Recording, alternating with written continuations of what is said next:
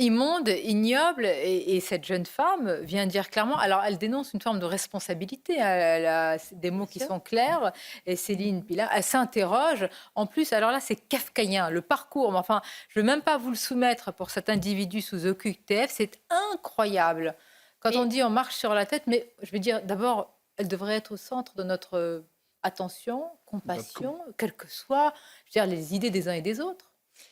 Mais non, parce Mais qu'en c'est- fait, ce qu'il se passe, c'est qu'elle parle d'une réalité qui contrarie les représentations politiques sur lesquelles certains bâtissent les lignes de fracture aujourd'hui qui vont opposer la gauche et la droite. Autrement dit, la réalité dont elle parle est qualifiée d'instrumentalisation parce que ça permet de nier cette réalité et d'en faire en fait une manipulation d'extrême droite pour entraîner des votes comme le durcissement des lois immigration, etc. Donc, c'est scandaleux parce que c'est inverser la responsabilité. Là où les politiques, normalement, face au réel, doivent proposer des solutions, ils jettent la tête des victimes comme si c'était des coupables en disant regardez, ils ne nous interpellent pas sur nos failles, ils sont en train d'instrumentaliser un fait divers pour obtenir des positionnements politiques scandaleux. Et là-dessus, quand elle pointe ce qui est en train de se passer, elle a tout à fait raison. Et une partie de la gauche est en train d'être responsable de la violence qui monte parce que justement, non seulement elle la nie, mais en plus, elle jette la tête des victimes comme s'ils étaient des coupables. Et Mais ça devient insupportable. on devrait arrêter, enfin, de parler d'instrumentalisation. Est-ce que ce n'est pas le rôle du politique de se D'affronter le saisir? réel. Je veux dire, pourquoi on fait enfin, font-ils de la Du Oui, politique? mais politique et des médias, Et des médias. parce que Bah, les ça, médias mais oui.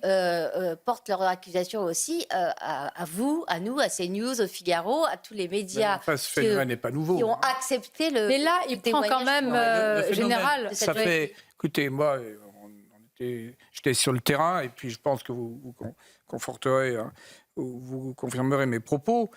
Quand vous dites que c'est kafkaïen qu'un gendarme, un policier, contrôle un étranger en situation régulière, bon, après on est sur la procédure de l'OQTF, on est dans l'absurde puisqu'une invitation à quitter le territoire français.